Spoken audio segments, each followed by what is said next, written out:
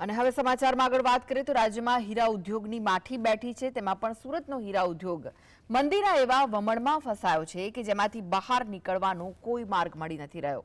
આ મંદીનો માર્ગ કંઈક એવો પડ્યો અને રત્ન કલાકારો બેકાર બની ગયા। હીરા ઉદ્યોગમાં મંદી આવતા અનેક પરિવારો મુશ્કેલીમાં મુકાઈ ગયા છે। હીરા બજારમાં મંદીની ગંભીર અસર, સુરતથી લઈ સૌરાષ્ટ્ર સુધી મંદીનો માર। નાના કારખાનેદારો ઘંટી બંધ કરવા મજબૂર, આર્થિક સંકળામણમાં ફસાયા અનેક રત્ન કલાકાર। આ તે હીરા ઉદ્યોગ છે જેણે સુરતને વિશ્વમાં નામના અપાવી, હીરા પોલિશિંગમાં સમગ્ર વિશ્વમાં ડંકો વગાડ્યો। એક સમયે સુરતમાં 100માંથી 90 હીરાનું કટિંગ અને પોલિશિંગ થતું હતું, તે હીરા ઉદ્યોગ પડી ભાંગ્યો છે। એક પછી એક એવા વૈશ્વિક બમણો ઉભા થયા કે તેમાં ભરાઈ ગયેલો હીરા ઉદ્યોગ હજુ સુધી તેમાંથી બહાર નીકળી શક્યો નથી।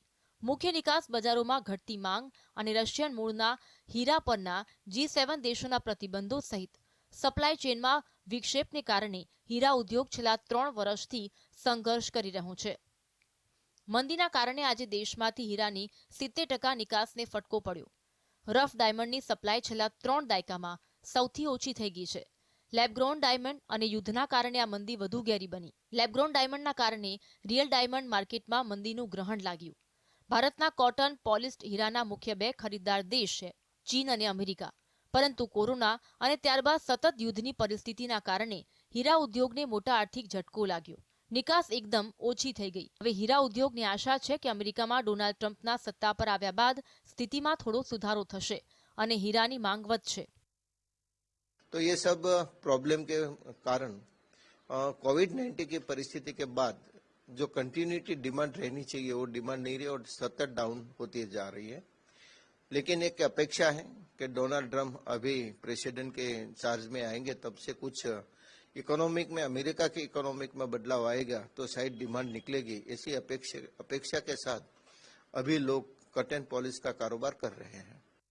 ગુજરાતમાં હીરા ઉદ્યોગને ભારે મંદીનો સામનો કરવો પડ્યો છે, જેમાં દિવાળી બાદ 2000થી વધુ ફેક્ટરીઓ બંધ થઈ ગઈ છે, જે સંખ્યા કુલ ફેક્ટરીઓના આશરે 50% છે। ગુજરાતના ડાયમંડ હબ સુરતમાં 40%થી વધુ ફેક્ટરીઓ બંધ છે, અમદાવાદમાં 30%થી વધુ, જ્યારે રાજકોટ, અમરેલી અને બોટાદ જેવા શહેરોમાં 50%થી 60% ફેક્ટરી બંધ છે। હીરા ઉદ્યોગ પર અનેક લોકોના ઘર નપતા, પરંતુ આજે અનેક ઘરના ચૂલા ઓલવાઈ ગયા। અનેક રત્ન કલાકારોએ સુરત છોડ્યું છે। કોરોના કાળથી ડચકા ખાઈ રહેલા હીરા ઉદ્યોગ બેઠા થવાનો પ્રયાસ કર્યો, પરંતુ તે નિષ્ફળ રહ્યા।